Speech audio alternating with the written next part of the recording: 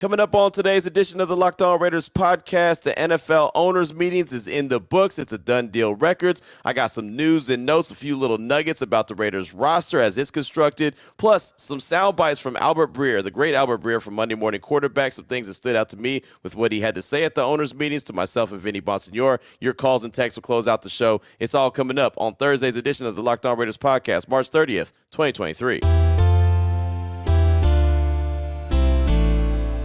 Just win. Just win. Just win. Just win. The autumn wind is a raider, pillaging just for fun. He'll knock you round and upside down and laugh when he's conquered and won. And won. And won. And won. And won. And welcome in, Raider Nation, to another edition of the Locked On Raiders podcast. Thank you so much for making the show your first listen of the day. Make sure you subscribe or follow for free on YouTube or wherever you listen to podcasts to get the latest edition of the show as soon as it's available. And if you are listening or watching on YouTube, we appreciate you off top. And two, we got to thank and appreciate my man Ari for putting us on YouTube and making sure we're looking good. And you can find him on Twitter at Ari Produces. Today's episode of the Locked On Raiders podcast is brought to you by FanDuel Sportsbook, the official sportsbook of the NFL. Make every moment more. Visit FanDuel.com/LockedOnToday to get started. We'll tell you a lot more about them later on in the show. But here we go. News and notes here in segment number 1 of today's Locked On Raiders podcast. And off top, there's no place like home. There's no place like home. There's no place like home. Wasn't that in The Wizard of Oz or something? I don't know. I'm not very good when it comes to movies, but I think it was. And I'll tell you right now, there's nothing like being back at the house. Even though I was having a good time in Phoenix at the owners' meetings, and it was a nice area. The Arizona Biltmore is where the actual owners' meetings went on, and so that's a heck of a resort there in Phoenix. That's not where I stayed. That's where they stayed. That's where them stayed, right? Not me. I stayed at an Airbnb that was, well, it wasn't all that. But you know, either way, can't complain. I was there hanging out with all the owners across the league, hanging out with GMs across the league, hanging out with scouts, assistant GMs. I mean, I can't really complain when you're doing a whole lot of NFL-type things. Got to talk to Dave Ziegler, got to talk to Josh McDaniels, ran into Mark Davis. I didn't talk to him, but I did run into him. So that was cool. And just, again, being able to bring more content to the podcast and being able to bring more content to the radio show. So excited about the opportunity, but man, I'll tell you, excited to be home. So let's go ahead and jump into news and notes. And off top, want to talk about a wide receiver that I've been talking about on the show, I mean, ever since last week, and that was DeAndre Carter. He officially did sign with the Raiders, and it's funny, I should have actually talked about it on Wednesday's show, but I didn't get an opportunity to. As soon as I was done on Wednesday with my radio show, went into the press conference with Roger Goodell, the commissioner of the NFL, and after that, knocked out the podcast and went and had some tacos and, you know, a little bit of dinner and prepared for the final day of the owners meetings. And then all of a sudden my guy Jordan Schultz from The Score sends me a text message. Free agent wide receiver DeAndre Carter signing a 1-year deal with the Raiders up to $2.375 million. Carter comes off his best season, totaling 46 catches, 538 yards, 3 touchdowns with the Chargers. Also ranked second in the NFL with 11.7 yards per punt return. More help is on the way for Jimmy G. I like that signing. I really do. And I know a lot of Raider fans are like, wait a minute, why another guy on offense? How about go get some defense? Look, I'll tell you right now, I know the Raiders have about 11 wide receivers in their wide receiver room. I mean, it's only March, right? Obviously, that's not what they're going to have when it's time for the season to get started in September. But the more competition they can have, the better. But what I like in particular about this signing, this one in particular, not just the fact that he had a breakout season as a receiver, again, 46 catches, 538 yards, and 3 touchdowns, but 11.7 yards per punt return. One that tells me you could take Hunter Renfrow off punt return. Not that he did a bad job, not that he wasn't a good guy, because I do think that he had a nice little bit of wiggle to him, but why set him up for those big hits? It's something that we've been talking about for quite a while. I think that Hunter could be a big part of this Josh McDaniels-led offense, and why set him up for injury? And DeAndre Carter is really good at it. I mean, he's averaging more than a first down every time he returns the ball. Think about that. And that's something that Vinny pointed out to me when we were talking about it on the radio on Thursday morning. He's like, man, if you can get or Wednesday morning. Yeah, Wednesday morning. Jeez, I don't even have my day. I got my days all messed up. Anyway, we were talking about it on the radio, and he said scouts and coaches tell him if you can get a first down as a punt returner, if you can get a team an extra first down, then you're doing something positive. DeAndre Carter gets you a first down and then some with 11.7 yards per punt return. You combine him with Amir Abdullah. I think that's a really nice, kick return and punt return unit right there. And he was the guy that I remember Josh McDaniels in 2022 said, hey, they have a really good kick return, punt returning unit in Carter. He's very dangerous. So the Raiders need to have a dangerous guy in the special teams unit like that. So I really like the signing of DeAndre Carter, and also he has some familiarity with Jimmy G. So this staff is being smart, and they're at least putting guys around Jimmy G that he's comfortable with, he's familiar with, and he can try to grow with. And obviously, the only big concern I have with Jimmy G is staying healthy. So, put him in some bubble wrap, do what you got to do. But there you go. DeAndre Carter, I do like that signing for the silver and black. Also, Alex Barr's re-signed with the Raiders. He's the offensive lineman. Tom Pelissero from the NFL Network tweeted out that Barrs is signing back to the Raiders on a one-year deal. He's 27 years old, played 15 games for the Raiders and with 14 starts in 2022. One holding penalty and allowed 5.5 sacks. That's per Stats Incorporated. And obviously that's not great. 5.5 sacks, you don't want to see that. One holding penalty, not too bad. And Barrs is not some stellar offensive lineman, right? I mean, you ideally hope that the Raiders are able to find someone that they can upgrade that position with. You don't want Barrs to get 14 starts in 2023, but he's capable. So, again, it's more competition. If you look at the roster, the way that they've constructed it so far, and they haven't even hit the draft right now, there's going to be a ton of competition all over the field. Now, there's certain guys that they've got their spots held down, right? You got Devontae Adams. You've got Max Crosby. Josh Jacobs, once he signs his franchise tag. Dylan Parham is going to be good to go. Obviously, Jimmy G. Hunter Renfrow. I mean, guys like that. There's Jacoby Myers, right? There's certain guys that are locked into their position. Chandler Jones, Nate Hobbs. I think those guys are all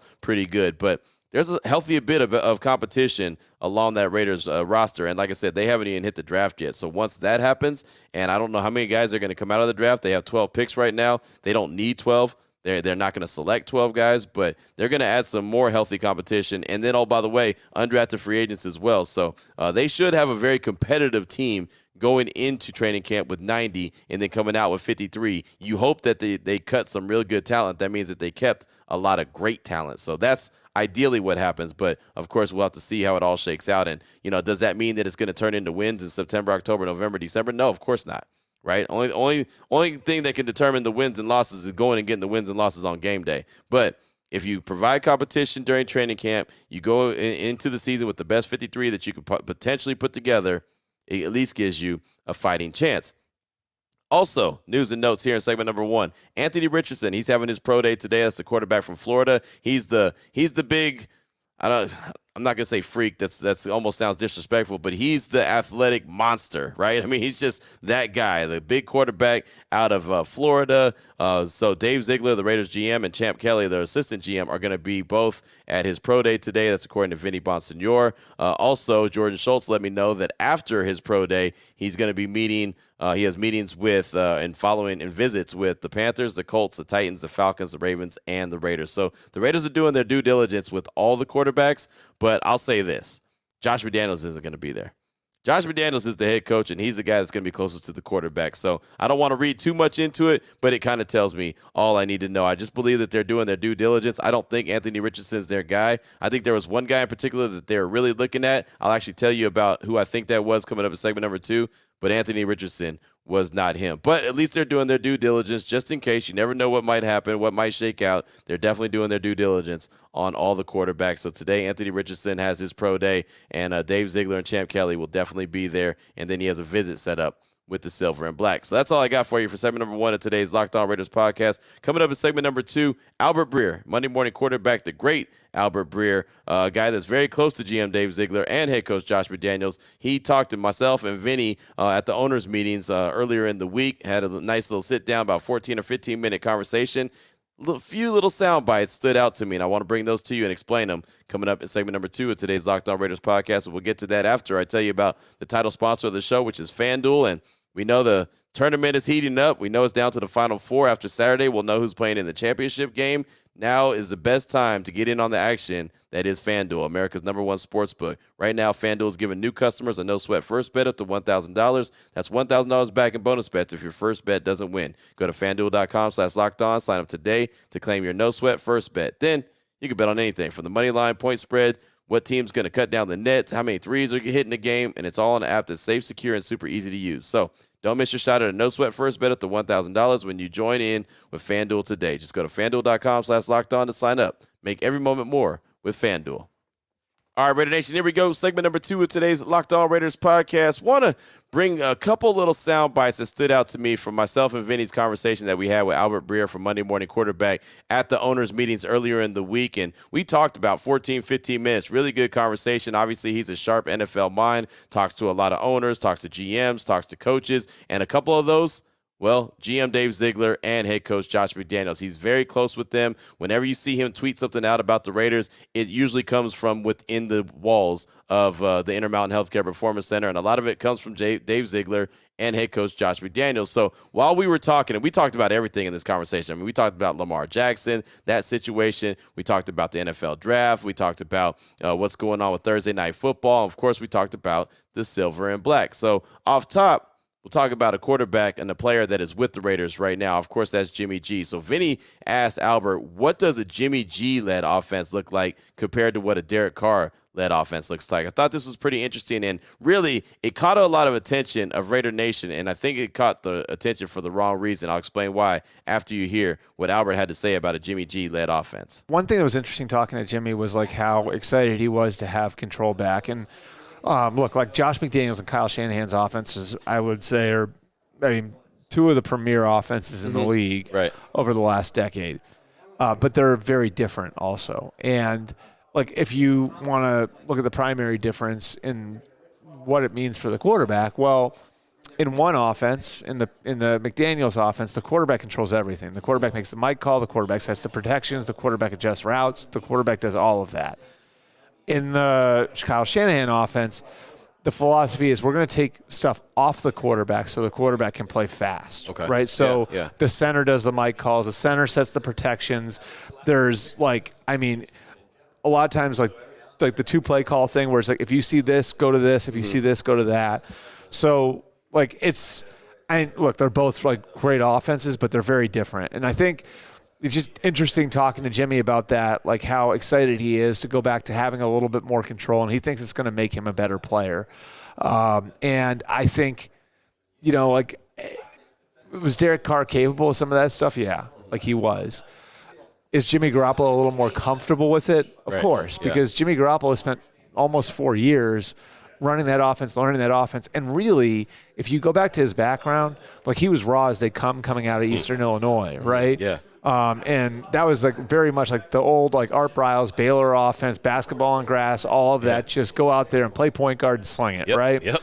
And so really Jimmy's incubation period as a quarterback was in that offense. And so I think having the quarterback that's so comfortable with ownership of having ownership over all of those things, I think I think the hope is that winds up opening things up for Devontae Adams and Jacoby Myers and Hunter Renfrow and Josh Jacobs, and creates an environment where those guys are more consistently going to be in a position to get open and to succeed in the passing game. So there you go. There's Albert Breer, Monday Morning Quarterback, talking about Jimmy G-led offense and the fact that he said he was excited to get control back. And so everyone in Raider Nation saw that control word, that C word, and said, wait, hold on. Derek Carr didn't have any control. Why would Jimmy G have control? He's not going to have control in Josh McDaniels' offense. He wants a quarterback just to do exactly what he says to do and not have any. No,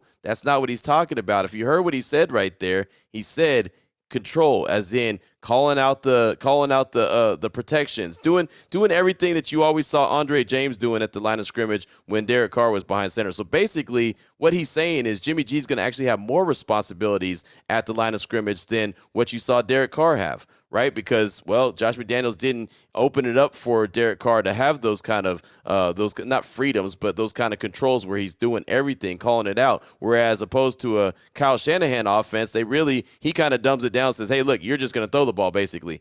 Read where you need to read and get rid of the rock, right? And they'll have someone else call out the protections. They'll have someone else do this, that, and the other. Jimmy G wants to have more of the technician type role in the offense. So that's a big difference. Also, the ball's going to get out of his hands very quickly. It's going to be a lot of, the short intermediate pass routes, catches, and then yards after the catch. A lot of yak yards is what you should expect from a Jimmy G-led offense, as opposed to what you saw where you saw Derek Carr take a bunch of deep shots a year ago. So I'm interested to see, kind of compare and contrast when it actually is happening during the game, what it looks like. But sounds like there's going to be a lot more responsibility on Jimmy G's plates, where a lot of people thought that it meant audible. That's not what he's talking about. He's talking about different responsibilities at the line of scrimmage. Now, also want to get into, potentials for the upcoming draft, right? The draft is what everyone's excited about. It's less than a month away. So the quarterbacks are going to get all the attention, right? Is it going to be C.J. Stroud? Is it going to be Bryce Young? Is it going to be Will Levis? Is it going to be Anthony Richardson, Hendon Hooker, or other? Right? I mean, those are the big five that we expect that could potentially all go in the first round. And then there's others that can go later than that. So here's Albert Breer and this was my question that I asked to him, what he thinks McDaniels prefers in a quarterback out of the top four. That's CJ, Bryce, Will, and Anthony Richardson. Of the four, I think probably Bryce Young, who's not going to be available to them. Right. So I think Josh is flexible enough schematically to make it work for any of those guys. And if you look at his history, you see that he got Jacoby Brissett ready to go and sort of changed their offense to fit him when he was a rookie on, I think, 4 days notice. Mm-hmm. He made an offense work for Matt Castle, who hadn't started a game since high school.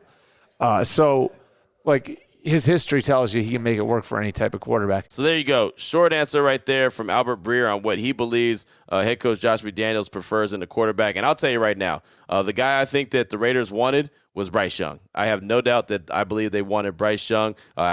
Someone had told me that before. Matter of fact, Amber Theo Harris had said that to me before, that she believed Bryce Young was the guy. And then we all heard the reports of the Raiders trying to trade up to number one to go ahead and swap positions with the Chicago Bears, get that spot and be able to control the draft. And I think they would have taken Bryce Young. Now I think they're out of the Bryce Young running. I don't think they'd take a quarterback with their first pick. That's just me, though. Again, that's just my gut feeling. I don't know. I'm not Albert Breer. I'm not close to McDaniels and Ziegler like that. So, what he talks about is what, he's hearing, not just kind of, like I say, my gut feeling. He's not going with just his gut feeling. He's going with what he hears. And I tell you that to tell you this. The final question that was asked, and I believe Vinny asked him this question, was who he thinks the Raiders will select at 7 or with their first pick, whenever that really is. And I thought this was an interesting answer, and I'll explain why after you hear what Albert Breer had to say. That's a good question. So, I think they're going to have to make a decision on Jalen Carter. I think there's a good chance Jalen Carter winds up there. And, then you got to make a decision on the character stuff, which is going to be a tough call.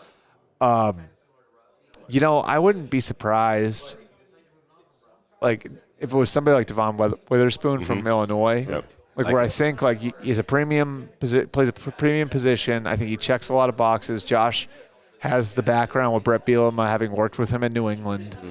So Witherspoon's one that I would sort of circle early on. The offensive linemen are interesting too, just because I do think that there are a couple of really good ones. Paris Johnson, Peter Skoronski. The thing is, you've got your left tackle. Right. So, if this guy, by definition, isn't going to come in and play left tackle, are you comfortable taking a right tackle or a guard? Because Paris Johnson probably play right tackle. You probably kick Skoronski into guard in the Raiders situation. Are you comfortable spending a top 10 pick on that when maybe there's a top-end corner available? So I think, I think they're going to have a decision to make on Jalen Carter, because I think Jalen Carter could get there. Yeah. And, maybe you go in on him, maybe you don't. If you don't, Witherspoon just – it's just off the top of my head, but would make all the sense in the world. So there you go. Really good detailed answer right there from Albert Breer on who he thinks the Raiders should select at number 7. And I love how he rolled it out there. A decision to make on Jalen Carter. That's a defensive tackle out of Georgia. Obviously character concerns. Devon Witherspoon, cornerback out of Illinois.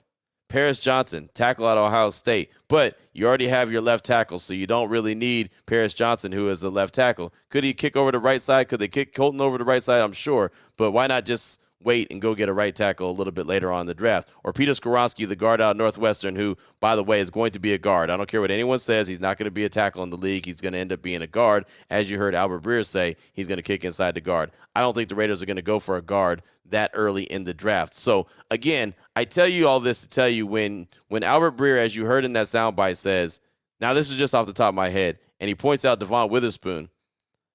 And like I said, I say my gut feeling, and I mean my gut feeling. When he says this is off the top of my head, that's not really off the top of his head, right? Again, he's talking to people. So just look out for Devon Witherspoon. He's a name that I've heard multiple times. He's a name that Vinny's heard multiple times. Vinny actually looked at me. It's funny, just to paint the picture for you.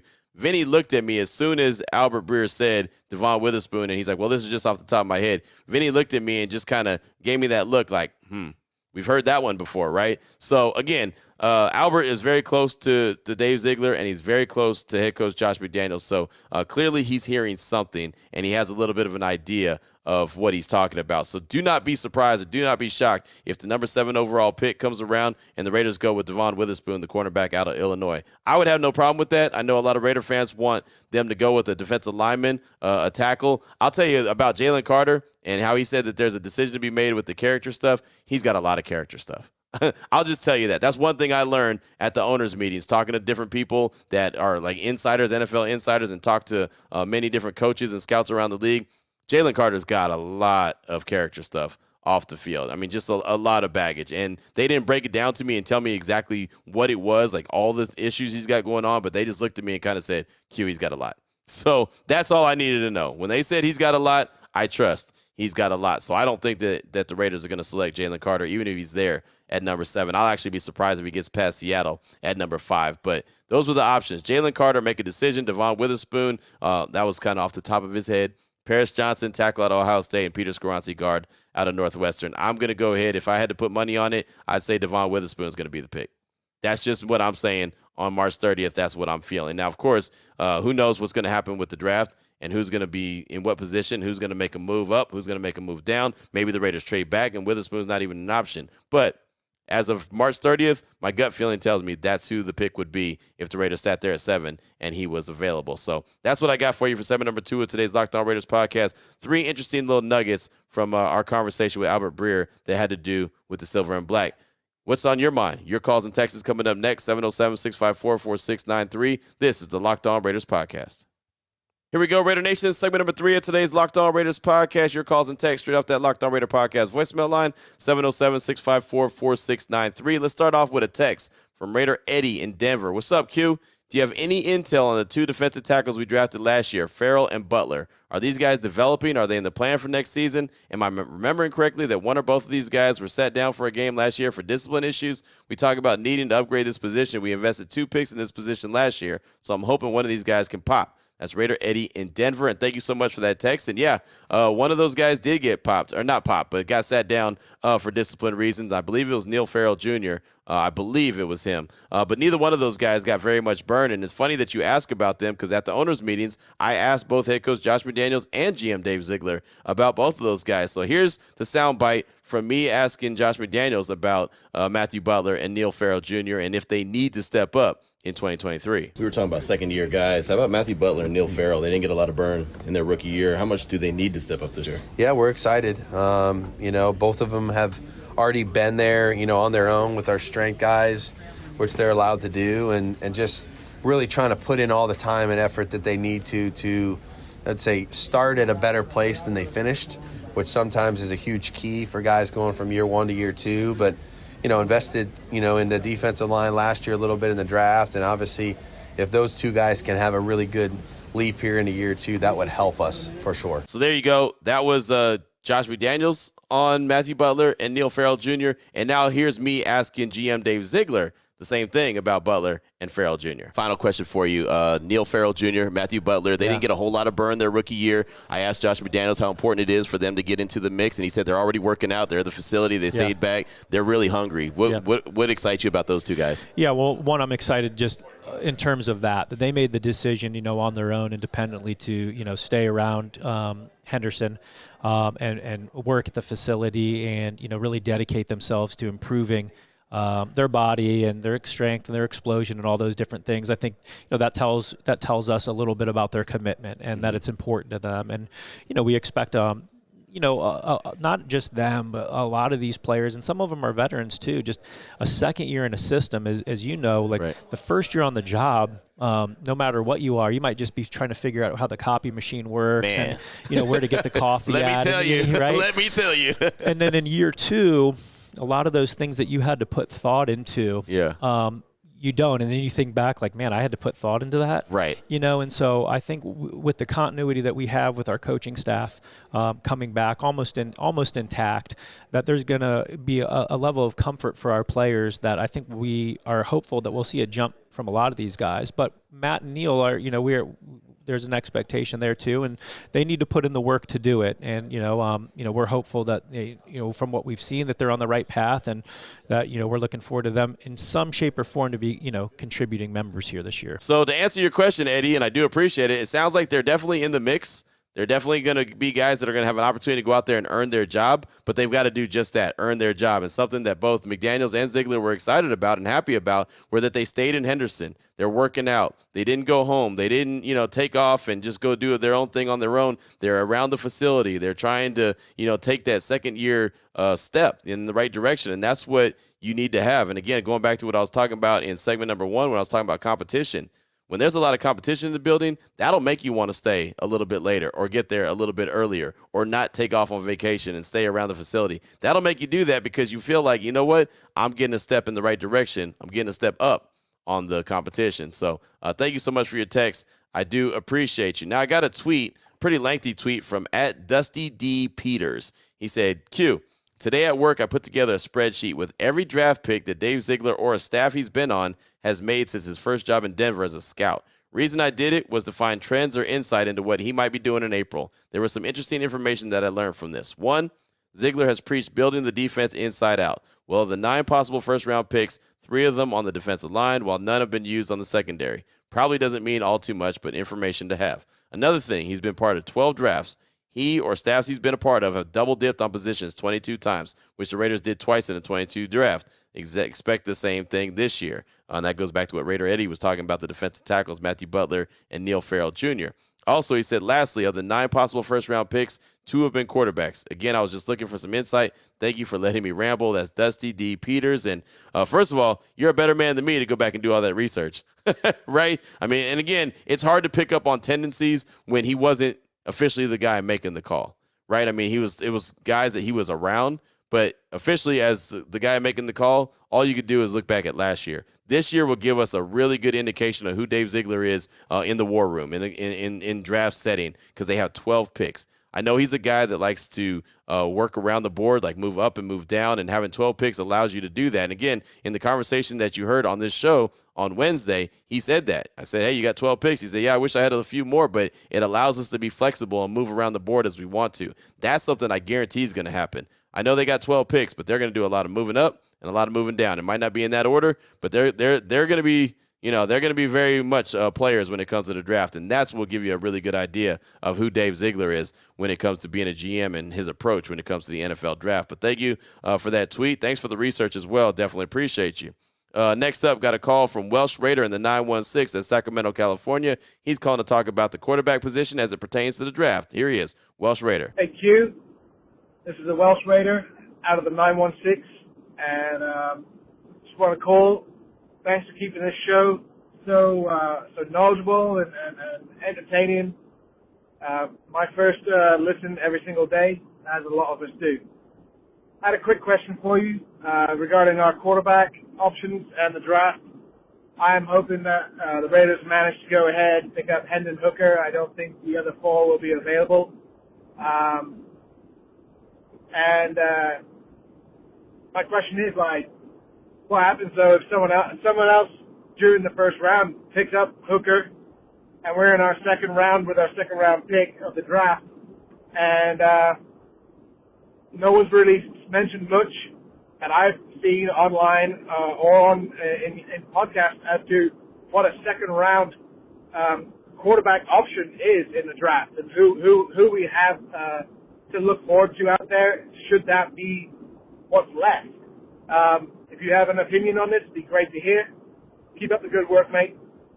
Welsh Raider. Thank you so much for the call, my man. And if Hooker's gone before round 2, and there's a good chance he could be, right? I mean, especially coming off the ACL surgery, it might make sense to go and pick him up in the first round and get that fifth-year option capability at least, right? It's something that I thought the Raiders should have done with Jalen Hurts, something I think the Eagles should have done with Jalen Hurts, because now he's on a 4-year deal and they're going to have to pay him sooner rather than later, and not have that extra year. So Hendon Hooker might end up being just that guy, just like Lamar Jackson was for Baltimore, have the opportunity to get that fifth-year option. But as far as round 2 guys, let's see. If Hooker is gone, Tanner McKee from Stanford, and I'm not saying just in the round 2, I'm just saying later rounds. Tanner McKee from Stanford's an option. Dorian Thompson-Robinson, DTR from UCLA, also a Las Vegas native. He's an option. Jake Haener from Fresno State. He's a guy that Josh McDaniels mentioned the other day when we had our media session with him. That was Monday. Had the little scrum outside with them. He mentioned Jake Haener. He brought his name up. There's other guys out there. Clayton Tune from Houston's another guy. Again, these are all later round picks, right? But I do believe at some point, whether it's early in the draft or late in the draft, the Raiders will draft a quarterback at some point. They just about have to. I just don't know when they're going to do it. I don't think they're going to do it in the first round. But that, again, is just me. So thanks. Unless, a little side note, unless they draft somebody at number 7, like a defensive player or something, and get someone that they feel like is a stud, because they need as many studs as possible, and then maybe using some of that flexibility that I talked about and trading back into the back end of round 1 and trying to go get Hendon Hooker, or maybe even trading up into earlier in round 2 if he's still on the board on day 2 to go get Hendon Hooker. So those are also options that they can, they can go about and kind of play with. So thank you so much for that call. I do appreciate you. Next up, I got a text from Cade in Arkansas. I said, "What's good, Q? It's Cade from Arkansas. I want to touch on the draft and what I think the Raiders should do. I think they should stay put at 7 and draft the best defensive player available unless CJ or Bryce are there, which I don't see happening. Then at pick 38, if Drew Sanders, the outside linebacker from Arkansas, is there, but before picking him up, I'd trade back into the second to get Jack Campbell, middle linebacker from Iowa. The middle of the field has killed us for so many years against teams with a good pass and catching back or a tight end. So you have the middle of the field hopefully solidified, and the rest of the draft you get the best player available and come out with the backup quarterback. Get 3 dogs in the first 3 picks to help turn this defense around, and then start building depth on both sides of the ball. Thanks, Q. Have a good one." And thank you, Cade, for the text. I do appreciate you. And I think at 7, they get a big defensive stud as well. If it's a defensive lineman, so be it. If it's a corner, so be it. Whoever the best player available at that time is, go get him, because the Raiders need a lot of best player availables. I've said it so many times on my radio show. They need A's. They don't need B's and C's. They need A's. They don't have enough A's. They only have a couple A's on their team, and one of them was homegrown, and Max Crosby. They need some more A's. I know Josh Jacobs is an A as well, but he's a running back, and you know how running backs are valued in the league, and he also doesn't have a contract right now. Devontae Adams obviously is an A, but he wasn't homegrown. Now they got him, so that's great, but they need to start drafting A's. They need to get comfortable drafting A's, and so that's what I'm looking for at 7. You have a good idea with linebackers. If you get a couple in round 2, if you can trade up and go get one, so be it. But then you also have to think about your backup quarterback, or who your quarterback of the future is. If you potentially think a guy like Hendon Hooker could be that guy, where is he at? What do you do? Do you make a move to go get him? So a lot to think about there. Definitely appreciate you, my man. Next up, and I only got time for one more, got a text from North Logan Raider. He likes to get his feedback in. Hey, Q, North Logan Raider, just put this in your ear hole. I really hope we get defensive tackle Ika from Baylor in the draft sooner rather than later. Please, please, please. Love my Raider family. Peace out. That's North Logan Raider. And you're talking about Siaka Ika from Baylor. I got to see him a little bit. He was actually an LSU transfer. He's a good run stuffer. He's not a guy that's going to collapse the pocket, but he's a really good run stuffer. I look at Dane Brugler. I respect him a lot from The Athletic as a talent evaluator. He put out his new top 100 big board, and just looking at the defensive tackles, I'll just tell you the top 10, according to Dane Brugler, and he has them listed 1 to 10 and where they are as far as overall player, because he has his top 100 players out right now on The Athletic. You can check it out. It's very intriguing. I always like following and listening to what Dane Brugler has to say when it comes to the draft, and I'll have him on the show at some point. The first defensive tackle, Jalen Carter, out of Georgia, and he's a number 3 overall player on Dane Brugler's top 100 list. The second defensive tackle, Brian Bresee from Clemson, and he's the number 22 overall player on Dane Brugler's top 100. Third, defensive tackle Kalijah Kancey out of Pitt, number 26 overall. I like Kancey a lot, and not because everyone's saying he's like Aaron Donald. I just like the speed that he has and the athleticism that he has. But he's not, he's not Aaron Donald. He's not that polished. He still would have some work to do. But I do like Kalijah Kancey. But he's the third defensive tackle on Dane Brugler's top 100 list and number 26 overall player. Fourth defensive tackle, Mozzie Smith out of Michigan, number 38 overall player. Fifth defensive tackle, Fervin Dexter Sr., Florida, number 54 overall player. Sixth defensive tackle, Keanu Benton out of Wisconsin, number 56 overall player. Then seventh, got Tuli Piloto from USC. I know I messed up his name, but you know who I'm talking about. Number 68 overall player. Eighth defensive tackle, A. Adebawar out of Northwestern, and I know I blew his name. I'm sorry for that. Number 71 overall player. And then ninth, Siaka Ika out of Baylor, number 73 overall player. So if you're going to get Ika, you better get him later. He's not a guy that you're going to get early in the draft. Again, I saw him. He's really good against the run. He's not really good against helping collapse the pocket, and that's something that Patrick Graham wants his defensive tackles to do, and that's what the Raiders need is defensive tackles that can help collapse the pocket. And I know they have Jerry Tillery, but they need someone that can do both, right? Be stout against the run, but also get after the quarterback. They need that alpha in the middle. If that's a Matthew Butler, if that's Neil Farrell Jr., if that's Jerry Tillery, if that's John Jenkins who they signed. I mean, they've got multiple defensive tackles, but they've got to have someone that can be an alpha that can actually absolutely collapse the pocket and stop the run. I don't see Ika as that guy. But maybe later on in the draft, maybe he's the best player available, and they go with him anyway. Again, he's a good dude. Saw him as he was at Baylor and transferred from LSU, and he really did help that Baylor defensive line a lot, right, especially against the run. And the 10th defensive tackle on Dane Brugler's top 100 list is Zach Pickens out of South Carolina, number 83 overall player. So North Logan Raider, there you go. Hope that's a little bit of a breakdown for you. Hope you can appreciate that. Thanks for getting your text in. Appreciate hearing from you, and always appreciate hearing from Raider Nation. So that's all I got for today's show. A little long. Well, I say that all the time. Sorry, Ari. He's going to be mad if you're listening on YouTube. There's at some point, Ari's in the background shaking his head because, well, I went a little bit longer than I was supposed to. So Raider Nation, till tomorrow, we'll have more news and notes. Of course, we'll have more calls and texts. We'll have plenty of feedback as we close out the week really strong. But until then, Raider Nation, take care of yourself, take care of your family, love on your family. Most importantly, as always, just win, baby.